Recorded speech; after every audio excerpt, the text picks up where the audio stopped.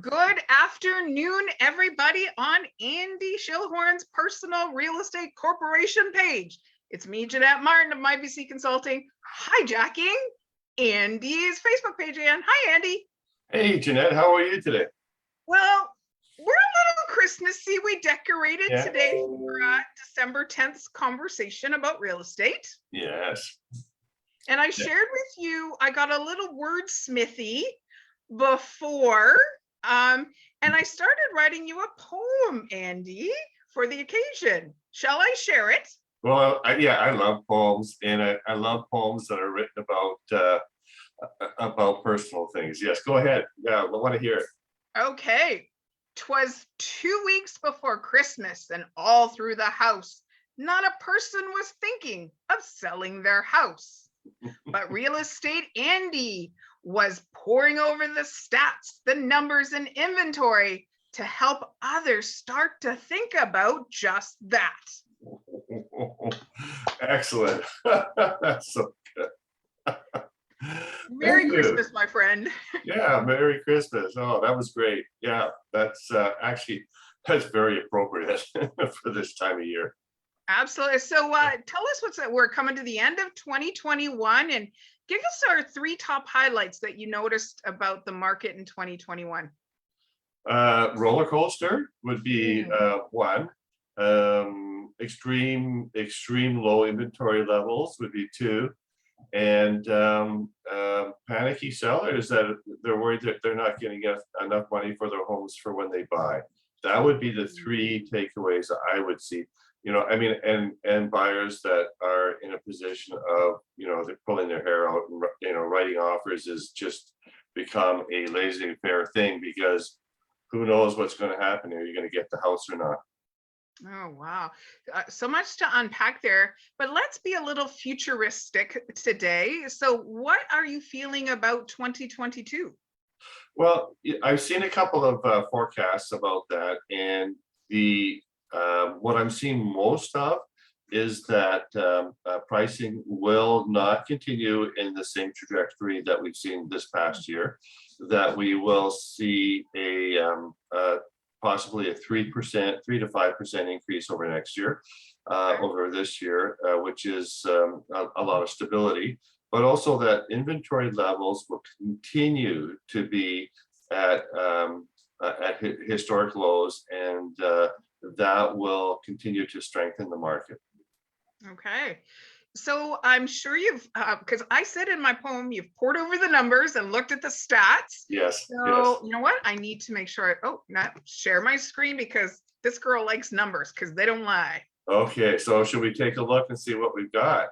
Yes, please. Okay, so for this month, what we have here is statistics as of November 30th, 2021. And for November, we've had 21, this is Fraser Valley Real Estate Board. We had 2,107 sales, and only 2,100 listings, and 1967 sales, which is again a very, very tight margin. And that compares to October, where we had 2186 listings and 1936 sales. So the sales actually went up in November over October, and our inventory has gone down. So, but that's that's also indicative of as we come closer to Christmas, that the market does shrink a little bit, and we're seeing that. But these are still historic low inventory numbers, and compared to last year we had 2239 listings. That's well 100 less than what we had this month. And also the sales in November 2020 were significantly higher at 2166. So you can see that this market's become a little bit smaller, but inventory levels are still low. Here's our months of inventory, all asset classes. And of course, you can see where the foreign buyer tax came in, the mortgage stress test, COVID-19. And since COVID-19, our inventory has gone down. And in the Fraser Valley at this point, there's 1.5 months of inventory. So that means if nothing else came on the market right now, there would be no homes for sale in 1.5 months. Wow. And then our next one is the MLS statistics for the Fraser Valley, our inventory. I think you're getting the message here that inventory is very, very important for because that's what's going to dictate with pricing. And a balanced market is roughly around 6 months worth of product on the market. And right now we've got in the Fraser Valley 1 month worth of condos, less in the townhouses, and detached homes is 1.4 homes for sale in terms of inventory. And Just to back up there just for a second, sure. I liken this to, I was in retail for a long, long time. That's how I started my career. Yes. Picture this as if I had a retail store and I only had 1 month of stock, my store would close. Like I couldn't do business. But to have 6 months means we have a couple of seasons worth of clothing to be able to offer to make sure everybody's happy. This is incredible. Yeah, it is. It is. Yeah, I mean, to see these low numbers, it's like, we're hearing in terms of products coming from overseas and the the bottlenecks that we're having in terms of getting product into North America. This is very much the same story in real estate, where we're having a bottleneck of inventory here. We don't have any product on the market, and consequently we have a lot of buyers that want to purchase. They are ready to buy, but there's just no inventory for sale. Wow. Yeah. That's why I love numbers. They just don't lie. And there's, and I know Yes. this Yes. is your jam. You love digging into the reasons why. Oh yeah. Yes. And I mean, if you give me a call, or for anybody that's out there that is wondering about their own home, I can go into further. There's other HPI indexes and ways that you can take a look at the numbers of when you purchase to what your value of your home is now. And so, I can do a lot more in terms of statistics. So here we got the Fraser Valley Real Estate Board Housing Price Index, and the Real Estate Board has actually created a housing price, and it's like the average home, detached home, the average townhouse that you would see on the market, the average condo. And of course, you can see here that we had a little bit of stability, evening off the market, and then October, November, here you can start to see the upswing because, again, lack of inventory. Townhouses the same, condos are starting to pick up that way. I still think that there's a buying opportunity when it comes to condos. I think that we'll start to see, as affordability levels of townhouses and detached homes gets beyond the average person, that more people will start to buy condos. And so that if you were to jump into a condo now, maybe as an investment, a lot of the newer ones you can rent out. That's now's the time to start taking a look at that. Question for you, Andy, Yes. regarding the red flag that I would get about owning a condominium. Just what is your responsibility to understand the stratas involved in a townhouse or in a condo purchase? What is the real estate agent's responsibility there? Oh, well, I mean, we have to provide the 2 years worth of minutes, the bylaws, the rules of the strata, to make sure that any purchaser understands the restrictions involved. If there's a rental restriction, if there's a pet restriction, age restriction. I've had clients that also have they're non-smokers and they do not want to be around any smoker at all. So I had to go through each building's bylaws and rules to find out if you are allowed to smoke, not only inside your condo, your own home, but can you smoke in the hallways, or is it 20 feet from the building? Because now there are more and more non-smoking buildings, and people are gravitating towards that.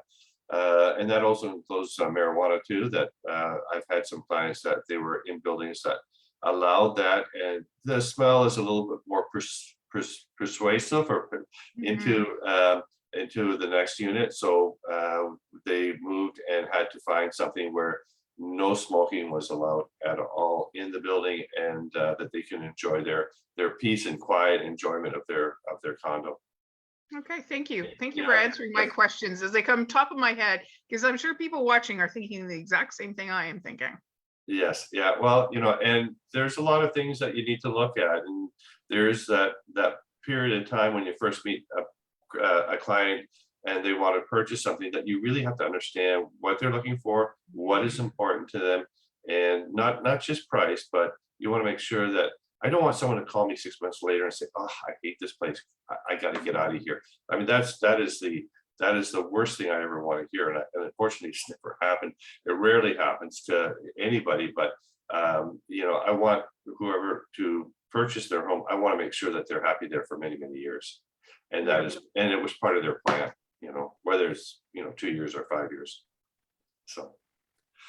Okay, so moving on into Langley. So Langley inventory, 0.86 of a, and that's with all the building that's going on. So I mean, this doesn't include all the new buildings, but all the because this is MLS, and a lot of the newer developments don't put their homes put all the homes on MLS. Some of them are, but still 0.86 in terms of condominium is very, very low. Even so, in 0.76 of a month for townhouses and detached homes, you got 1.1 months worth of inventory. Again, here, a balanced market in Langley is considered at least 5 months worth of inventory. So we are well below what is expected in terms of our marketplace. And we need more inventory. We need to have more homes being built. We need to have them built in a manner that works, and that like I look at Walnut Grove and I think, what a great community, and it was planned, and it works out very, very well. Willoughby's had its hiccups, and in the very beginning they've had some issues, and now we're starting to see Brookswood being developed, and I really do hope that it becomes a really good, well-planned community that you can raise your family and enjoy the community.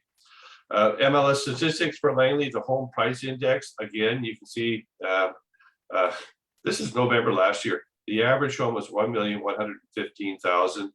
To November 30th was 1,519,000. That's a $400,000 increase in 1 year. It was at a 40% increase. That's incredible. We did see that in the condos in 2016 and stuff like that, but to see it in detached homes is mind-boggling.